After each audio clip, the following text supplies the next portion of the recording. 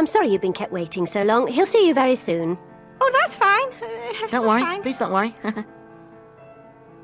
Oh, it's been hours. Can't you see we're getting annoyed? I can't believe a lawyer charges this just for one meeting. We could buy a new telly for this. Widescreen, you want one of them? I want you to get your job back. Yeah, but a widescreen telly, you know. Mr. Bracebell will see you now.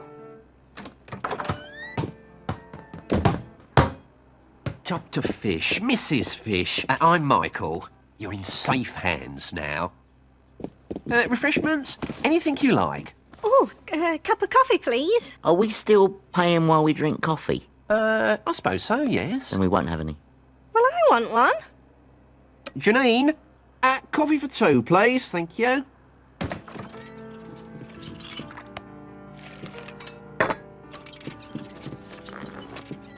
It's very nicely decorated in here. Ah, a lady with taste. Yes, well, the wallpaper's Calvin Klein, from the Enigma range. The carpet's Can we Italian. please start? Please. Now, I understand if you're tense, Dr. Fish. Going to a lawyer can be a very stressful experience. That's understandable. I mean, I myself would be nervous if I was visiting a dental surgery this afternoon. Especially yours. I'm joking, of course.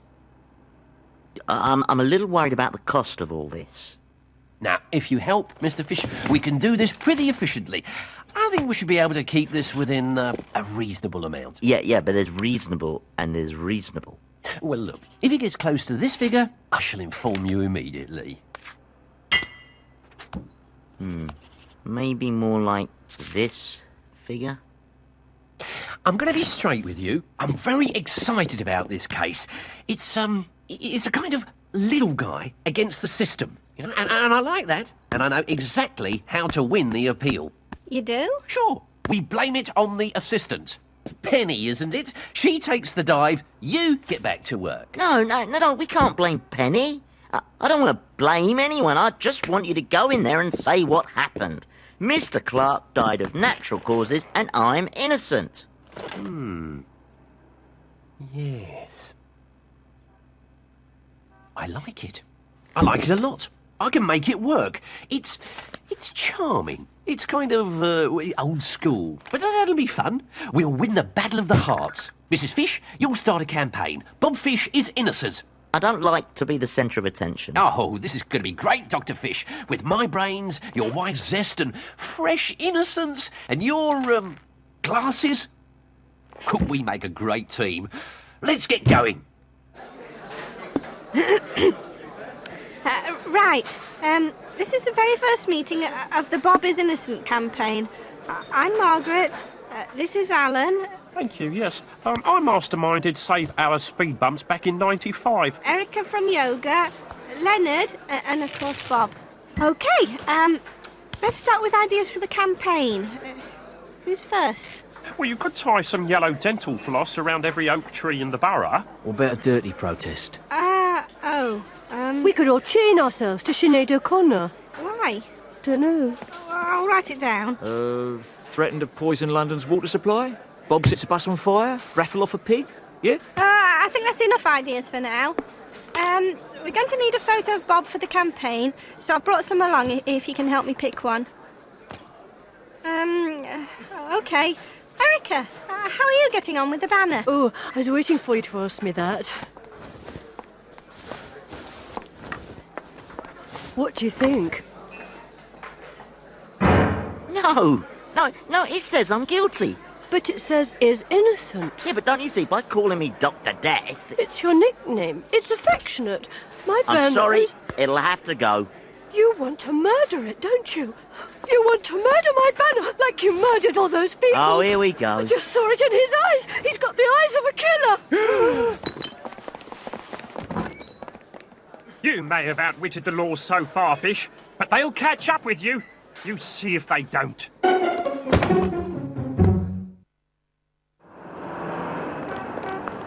I'm very excited about today. Gonna win this appeal, definitely. Now, all you've got to do is just sit there and look good. Yeah. Great, let's go. Now, let us remind ourselves that it is the reputation of the entire dental profession that is at issue here. And that reputation is more important than any single... Well, it is more important than you, that's what I'm saying. This appeal is now commenced. Let's get it over with. Thank you. My client, Dr. Fish, is a disgrace to his profession. He's done it before. He's bound to do it again. And that's what I'm going to disprove today. Really? Let us say this pen is Dr. Fish, and this pencil is a killer. Is the pen the same as the pencil? No, it's a pen. Exactly. So a pen is not a pencil. That's what you're saying. If you also agree that the pen is Dr. Fish and the pencil is a killer, then, ipso facto, Dr. Fish is not a killer. Ah, you're the third lawyer this week to try this nonsense about pens and pencils. OK, let us say this glass of water is Dr. Fish, and this pot plant is a killer. Now! Oh dear, sorry. Remember how I said I'd tell you when your money ran out? But we've given you all we have. We haven't got any more. What's, nothing? Nothing at all?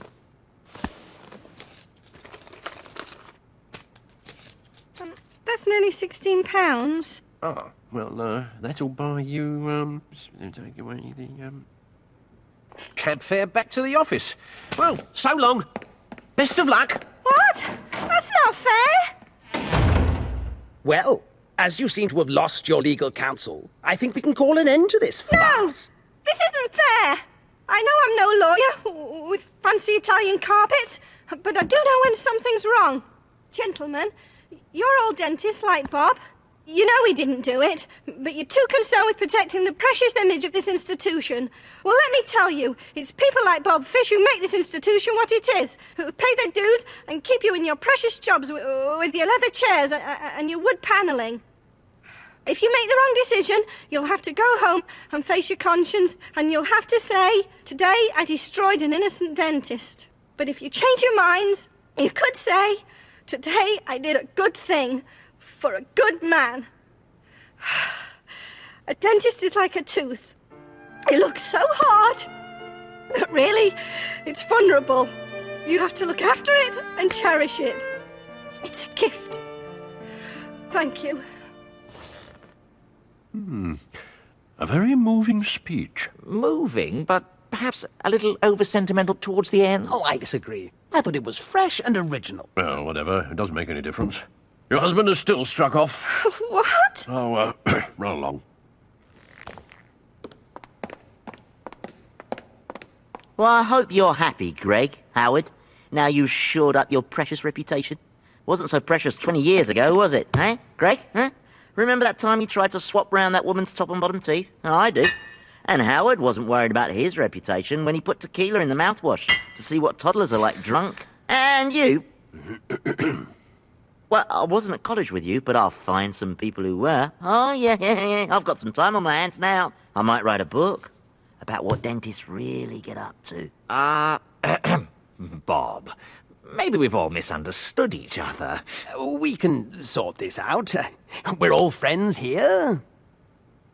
Dr. Fish is delighted to be reinstated as a dentist, with the full support of the Institute behind him. All he wants now is to get back to the job he loves with a minimum of fuss. Thank you very much. Thank you. Dr. Fish, give her a kiss. Dr. Fish, over here, please. Give her a kiss. Give her a kiss, Doctor! Nice one. They called me Dr. Fish, Margaret. I've got my name back. They know you're not a killer. Yes, they know I'm not a killer. Well, come on. Margaret? No! No one cares about that guy anymore. He was last week. Things move fast in local news. I want something... fresh. What is this, chiropodist, and she's treating animals? A sham vet. Let's nail her to the wall.